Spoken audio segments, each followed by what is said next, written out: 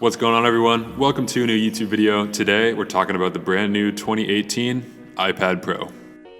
The iPad Pro itself is a revolutionary tool for artists, making things like editing images, creating sketches, and designing logos more efficient and portable than ever before. With a plethora of apps and accessories available, is this the device we have been waiting for? When I first heard about this newest iPad, I had to see what it was all about. There are tons of talented tech YouTubers out there who can talk about all the tech sides of this, but for me, I am most interested in how this thing can actually help me with my photography and my business. Is it more than just a glorified Netflix machine? Let's find out. As far as specs go, I decided to go with the 11-inch, 256GB in space gray. I also purchased the brand new Apple Pencil as well as the Apple Folio case. Just as a disclaimer, we all know the iPad still isn't a MacBook Pro, but can it handle more than everyday tasks for a working, traveling professional photographer such as myself? That's really what I'm curious about. This isn't going to be a replacement for my MacBook Pro, and I know this, rather a simpler way to edit images on the go. As a photographer, I am very interested in how the iPad Pro could handle full-frame 20-megapixel RAW CR2 files straight from my Canon 1DX Mark II, which is my main power horse camera. The new iPad has 6GB of RAM, which really helps in these situations, making photo editing much more efficient. Usually I would back up my images right away, but if I'm in a pinch, this would work quite well, I believe, to edit raw images. The workflow on the iPad itself is pretty easy. Once plugging in the card reader via the USB adapter, the images pop up right on the screen. You are able to scroll through, select, and long tap to view images and pick your favorites. This process works flawlessly, even with the CFast card readers, thanks to the new inclusion of USB-C, which is huge for the iPad. This unlocks many different ways of connecting, and I can't wait to see what accessories hit the market in the next coming months.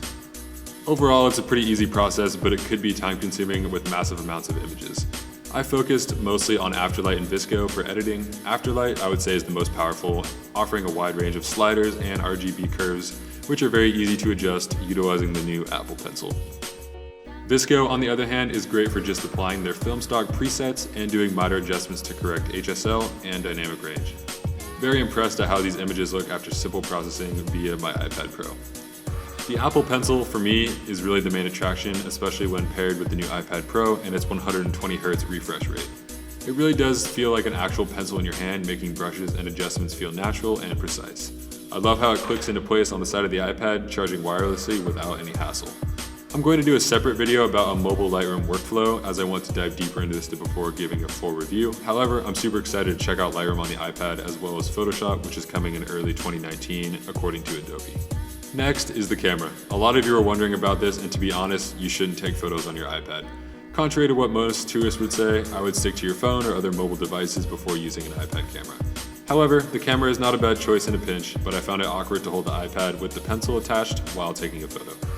The new Liquid Retina edge-to-edge screen is really what sold me with this iPad Pro. To be able to view my images full res on this bright, vivid display and share them with clients and friends is amazing. The colors are so accurate, it really makes the image pop out of the screen and feel more inviting, with the screen being edge-to-edge. All in all, my first impressions with this 11-inch iPad Pro are great. Even though it seems iOS is really the only thing limiting the insane power of this device, I'm excited to dive deeper into this and see what it's really made of, including Lightroom and Photoshop editing workflows, to see what it can do when I don't want to lug around my heavy MacBook Pro. I really wish external storage was an option, but with the inclusion of USB-C, I'm sure this can be fixed with software. Let me know in the comments if you have any questions you'd like me to answer in the next video. Thank you so much for watching again, and we'll see you guys in the next one.